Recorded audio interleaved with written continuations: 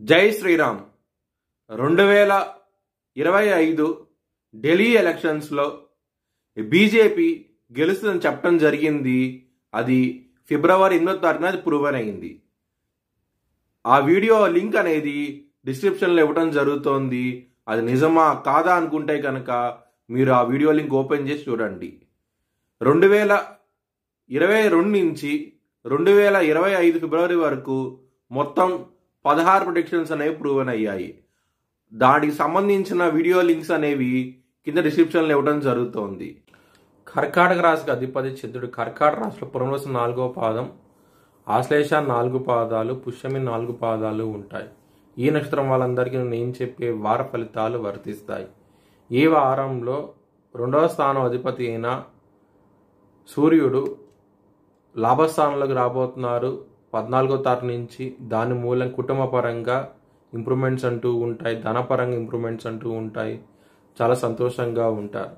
గురు భగవానుడు 15వ తారీఖు నుంచి వృషభ రాశి నుంచి అంటే లాభస్థానం నుంచి ఆయన 12వ స్థానానికి రాబోతున్నారు. గురు భగవానుడు ఎప్పుడైతే 12వ స్థానానికి వస్తారో 50% వరకు రిజల్ట్స్ అంటూ ఇస్తారు. గురు భగవానుడు 6వ స్థానం అధిపతి అవుతారు కర్కాటక రాశి వారికి. ఆయన 10వ స్థానంలో ఉన్నప్పుడు విపరీతమైన రాజయోగం అంటూ ఇస్తారు. దేని పరంగా అంటే మీకు మంచి సంబంధం కుదరటం, అలాగే మీరు విదేశాలకు వెళ్ళాలనుకుంటే చాలా అనుకూలంగా ఉండటము, హైయర్ ఎడ్యుకేషన్స్కి చాలా ఇంప్రూవ్మెంట్స్ అంటూ ఉంటాయి. ఇలాంటి విషయాల్లో చాలా మంచి ఫలితాలు అంటూ ఉంటాయి. కెరియర్ పరంగా మాత్రం జాబ్ చేంజ్ అవ్వకండి ఈ వారంలో. ఎందుకంటే దశమాధిపతి అయిన కుజుడు నిజపడ్డాడు, బలం తక్కువగా ఉన్నాడు. దానికోసమే కెరియర్ పరంగా మాత్రం జాబ్ చేంజ్ అవ్వకండి, ఇబ్బంది పడే అవకాశాలు ఎక్కువగా ఉన్నాయి. బిజినెస్ పరంగా చాలా బాగుండబోతోంది. ఈ వారం అనేది మీకు చాలా అనుకూలంగా ఉండబోతోంది. బిజినెస్లో పెట్టుబడిని ఎక్కువ పెట్టండి, మంచి లాభాలంటూ చూస్తారు.